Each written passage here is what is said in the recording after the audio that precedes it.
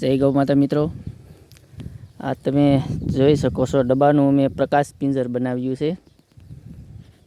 તેમાં ફૂદા અથવા ઘૂઘા છે, કેવડી મોટી પ્રમાણમાં એકઠા થઈ અને મરી ગયા છે. તો આપણે કીટ નિયંત્રણ કરવા માટે આ રીતનું પ્રકાશ પિંજર મૂકવી તો પણ કંટ્રોલ કરી શકીએ છીએ.